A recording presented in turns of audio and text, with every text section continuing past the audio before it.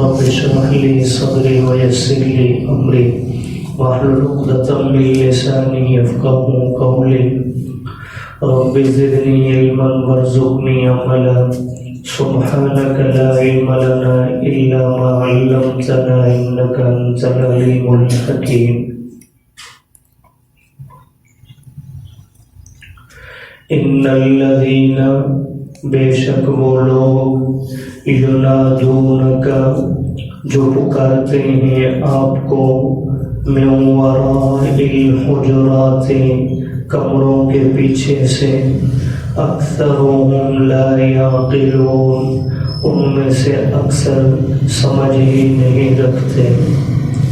ولو انہم صبروا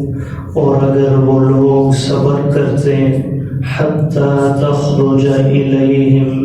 یہاں تک کہ آپ خود تشریف لے آتے ان کی طرف لکان خیرا لہم تو البتہ یہ ان کے لیے بہتر ہوتا واللہ غفور رحیم اور اللہ تعالی بخشنے والے مہربان ہیں یا ایہا الذین آمنوا اے ایمان والو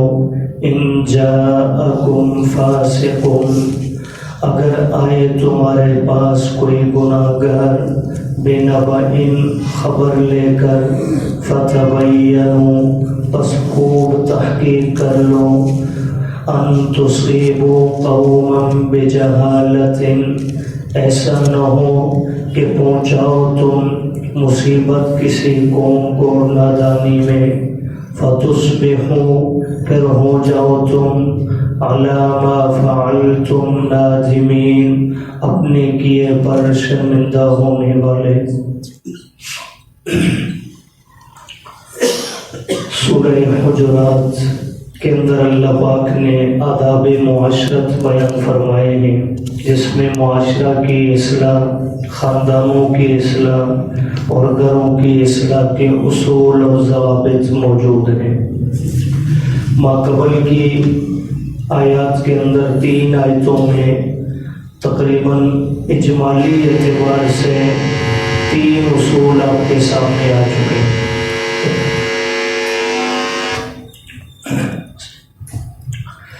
اجمالی طور پر 3 اصول آپ کے سامنے آ چکے ہیں۔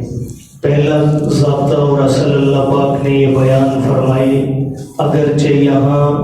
حکم خود نبی کریم صلی اللہ علیہ وسلم کی ذات مبارکہ سے متعلق ہے اور صحابہ کو یہ کہا گیا کہ حضور علیہ السلام سے آگے نہیں بڑھنا یعنی ان کی پیروی کرنی ہے، لیکن نبی کریم صلی اللہ علیہ وسلم کی حیثیت جہاں پیغمبر کی ہے وہیں پر آپ ایک بڑے بھی ہیں قوم کے، تو گویا یہ مسئلہ سمجھا دیا گیا کہ خاندان میں، گھر میں، قوم میں جو بڑا ہوتا ہے اس کی بات کو تسلیم کرنا چاہیے اگر وہ شریعت کے موافق ہو۔ شریعت کے خلاف ہے تو پھر لا طاعت لمخلوق فی معصیت الخالق کہ مخلوق کی ان باتوں میں اطاعت نہیں جہاں اللہ کی نافرمانی لازم ہے، لیکن بڑا اگر شریعت کے دائرے میں رہ کر کسی بات کا کہیں تو پھر بڑوں کا کہا ماننا لازم ہے۔ یہ پہلا ضابطہ۔ دوسرا ضابطہ یہاں یہ بیان ہوا کہ تقوی اختیار کریں یعنی اللہ کا ڈر، اس کو معاشرہ کی اصلاح کے طور پر لیں تو بڑوں کا ڈر چھوٹوں کے دل میں ہمیشہ ہونا چاہیے، چاہے وہ عظمت کے اعتبار سے بڑے ہوں، استاد ہیں یا اسی طرح پیر و مرشد ہیں، یا جو ہے عمر اور مرتبے میں ہی بڑے ہیں جیسے ماں باپ ہیں، تو فرمایا بڑوں سے جو ہے ہمیشہ ڈرتے رہنا چاہیے، خوف ان کا دل میں ہونا چاہیے۔ جب بڑوں کا خوف نکل جاتا ہے پھر انسان بیدار روی کا شکار ہوتا ہے۔ اور تیسرا ضابطہ یہ بیان فرمایا، یہاں پر ارشاد فرمایا کہ صحابہ اکرام تمہاری آوازیں حضور علیہ السلام کی مبارک آواز سے بلند نہ ہوں، اور معاشرہ کی اصلاح کے طور پر اسے لیں تو گویا ادب یہ ہے کہ چھوٹوں کو چاہیے جب بڑے محفل میں موجود ہوں تو وہ نہ بولیں،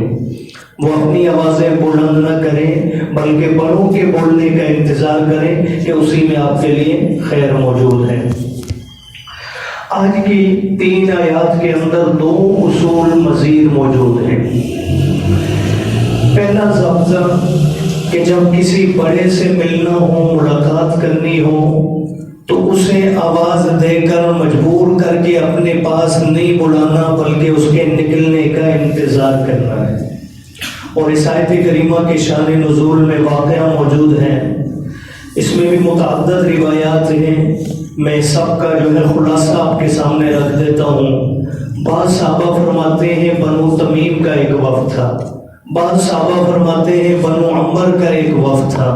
اور بعض صحابہ فرماتے ہیں یہ مسلمانوں کا وفد تھا ہی نہیں، یہ چند ایسے لوگ تھے جو اسلام کی تلاش میں تھے، پہلی بار حضور علیہ السلام کی محفل میں آ رہے تھے، یہ سوچ کر کہ اگر وہ اللہ کے واقعی نبی ہیں تو ہم کلمہ پڑھ لیں گے، اور اگر نبی نہیں بھی ہیں تو ان کا غلبہ ہمیں ہوتا ہوا نظر آ رہا ہے، تو ایک بادشاہ کا قرب حاصل کرنے میں فائدہ ہی ہے، نقصان نہیں۔ تو یہ سوچ کر کچھ لوگ حضور علیہ السلام سے ملاقات کے لیے تشریف لائے دوپہر کے وقت میں، چاہے وہ صحابہ تھے یا غیر صحابہ تھے۔ دوپہر کے وقت میں آئے، اللہ کے محبوب حجرہ مبارکہ میں آرام فرما رہے تھے کسی زوجہ محترمہ کے گھر میں۔ یہ باہر آئے اور انہوں نے باہر سے کھڑے ہو کر ہی،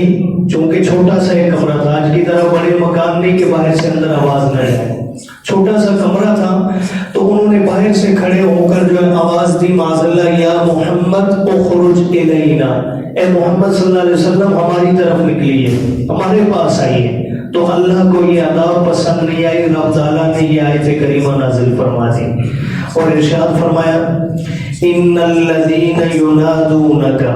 بے شک وہ لوگ جو پکارتے ہیں آپ کو، من وراء الحجرات، حجروں کے پیچھے سے، اکثرهم لا یعقلون، اکثر ان میں سے سمجھ ہی نہیں رکھتے، یعنی شعور اور آداب کا انہیں پتہ نہیں۔ یہاں عقل سے مراد یہ ہے کہ ان میں عقل نہیں، یعنی انہیں شعور و آداب کا پتہ نہیں کہ آپ کی عظمت اور مرتبے کا تقاضا یہ تھا کہ وہ آپ کو آواز دے کر نہ بلاتے۔ اور فرمایا وَلَوْ أَنَّهُمْ صَبَرُوا، اگر وہ لوگ باہر ہی بیٹھے رہتے، صبر کرتے، حَتَّى تَخْرُجَ إِلَيْهِمْ، یہاں تک کہ آپ خود نکل کر تشریف لے آتے ان کے پاس، تو لَكَانَ خَيْرًا لَهُمْ، یہ ان کے لیے بہتر ہوتا۔ اب پہلی بات تو یہ ذہن میں رکھیں، اگرچہ یہ آیت کریمہ ایک خاص واقعہ میں نازل ہوئی، یہ ان آنے والے لوگوں کی تنبیہ تھی، اور انہیں کہا گیا کہ حضور علیہ السلام کا انتظار فرماتے تو بہتر تھا، لیکن مفسرین نے لکھا ہے چونکہ قرآن مجید قیامت کی صبح تک کے لیے ہدایت اور رہنمائی کا پیغام لے کر آیا ہے، اس لیے اس آیت کریمہ کا تعلق صرف اس واقعہ سے نہیں بلکہ یہ ہمیشہ کے لیے رہنمائی ہے۔ اور فرمایا اس ہدایت میں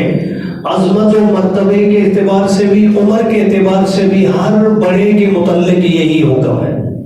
اولاد اگر ماں باپ سے الگ رہتی ہے، جیسے بیٹی شادی کر کے دوسرے گھر چلی جاتی ہے، یا بیٹا ماں باپ سے الگ رہتا ہے، نواسے نواسی پوتے پوتیاں ملنے کے لیے آتے ہیں، تو اپنے بڑے کو وہ حکم دے کر یا آواز دے کر نہ بلائیں، بلکہ ان کے آنے کا کیا کریں گے؟ آپ آئے گھر میں،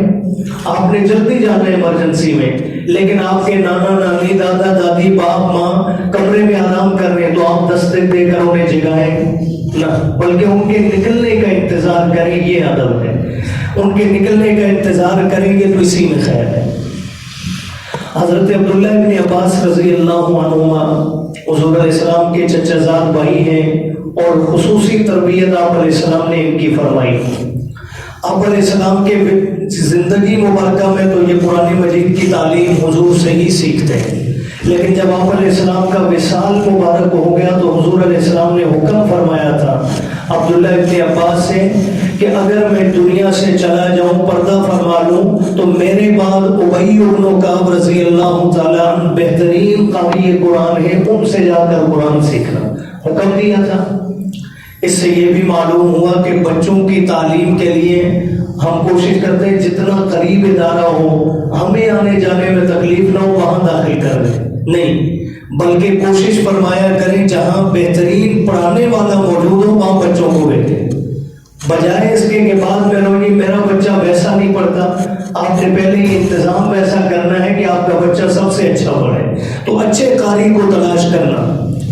تو حضرت ابی بن کعب کے متعلق حضور نے حکم فرمایا تھا ابن عباس کو کہ آپ نے ان سے قرآن سیکھنا ہے، لیکن عبداللہ ابن عباس جب ان کے پاس جاتے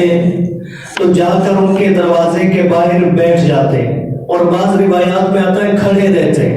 یہاں تک کہ جب حضرت ابی بن کعب اپنی مرضی سے باہر تشریف لاتے تو ان سے ملاقات کرتے اور جتنا پڑھنا ہوتا پڑھ کے واپس آ جاتے۔ ایک دن حضرت ابی بن کعب رضی اللہ عنہ نے فرمایا بھی عبداللہ جب تم آ جاتے ہو تو دروازے پہ دستک دے دیا کرو یا مجھے آواز دے دیا کرو، تو فرمایا نہیں،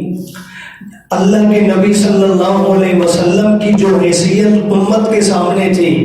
اب نبی کے بعد ہر استاد اور ہر مربی کی حیثیت وہی ہے، اور حضور کے لیے اللہ نے یہ فرمایا ہے کہ اگر حضور کا لوگ انتظار کرتے یہاں تک کہ حضور خود تشریف لے آتے تو بہتر تھا، ایسے ہی ہر استاد کے لیے یہی اصول ہے، فرمایا انتظار کرنا بہتر ہے، میں انتظار کروں گا، مجھے اس میں کوئی یار محسوس نہیں ہوتی۔ تو بہرحال یہاں اللہ نے یہی ضابطہ بیان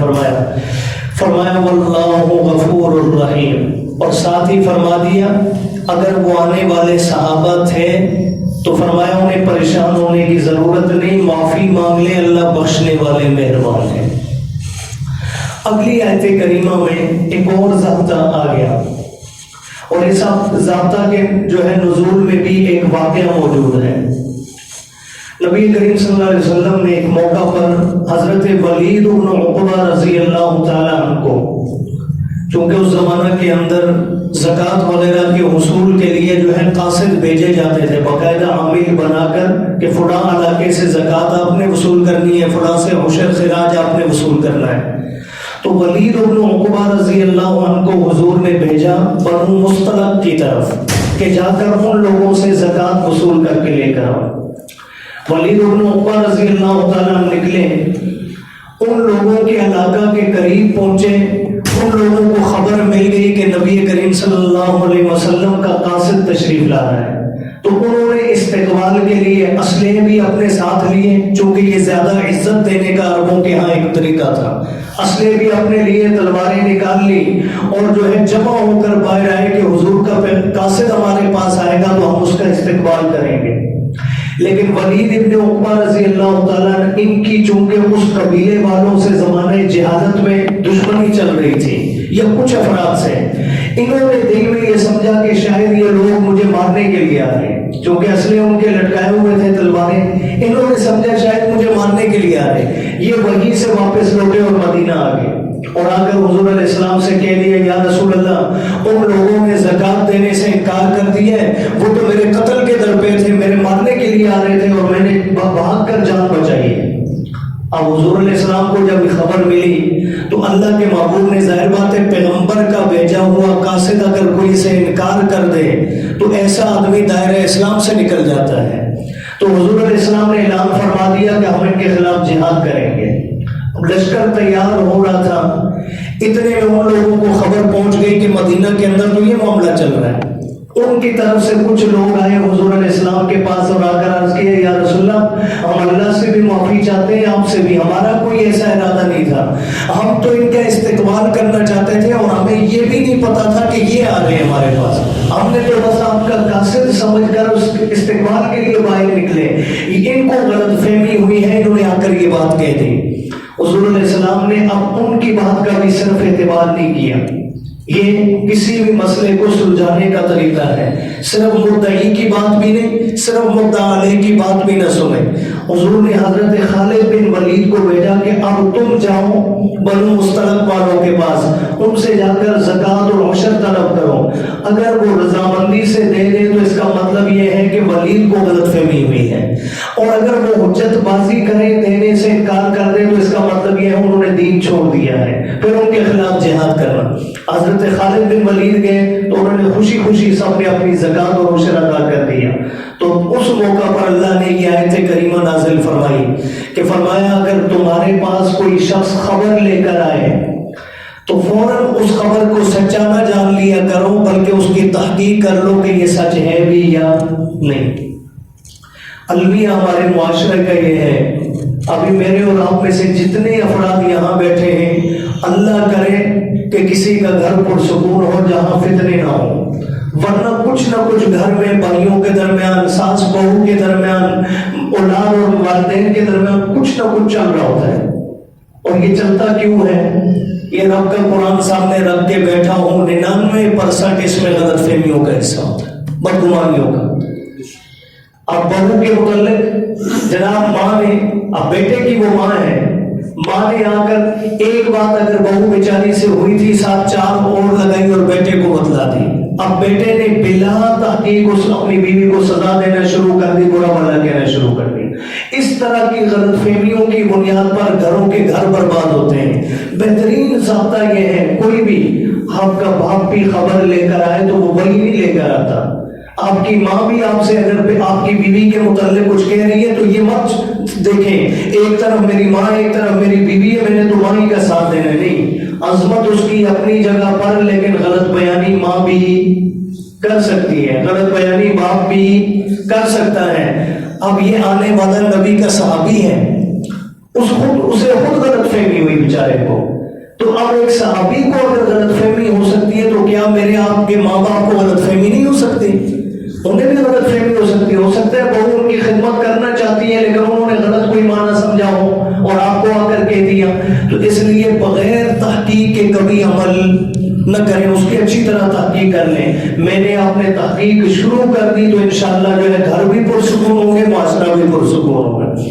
تو فرمایا یا ایھا الذین آمنوا، اے ایمان والو، ان جاءکم فاسق بنبأ، اگر آئے تمہارے پاس کوئی فاسق گناہگار شخص خبر لے کر. یہ فاسق اس معنی میں کہ اس سے پہلے اگر گناہگار نہیں بھی تھا تو یہ خبر جھوٹی لانے کی وجہ سے کیا ہو گیا؟ فاسق بن گیا. کم از کم یہ خبر تو جھوٹی نکلی. فتبینوا، تو فرمایا خوب تحقیق کر لو، کہیں ایسا نہ ہو کہ ان تصیبوا، تم پہنچا دو مصیبت، قومن، کسی قوم کو، بجہالت، اپنی جہالت کی وجہ سے. تمہیں پتہ نہیں، جھوٹی خبر کی وجہ سے تم تکلیف پہنچا دو. فتصبحوا علی ما فعلتم نادمین، اور جب بعد میں حقیقت کھلے کہ یہ تو جھوٹ تھا تو تم ہو جاؤ اپنے کیے پر شرمندہ. تو بعد کی شرمندگی سے بہتر ہے کہ پہلے کیا کر لی جائے؟ تحقیق کر لی جائے. اللہ دین کی سمجھ اور عمل کی توفیق.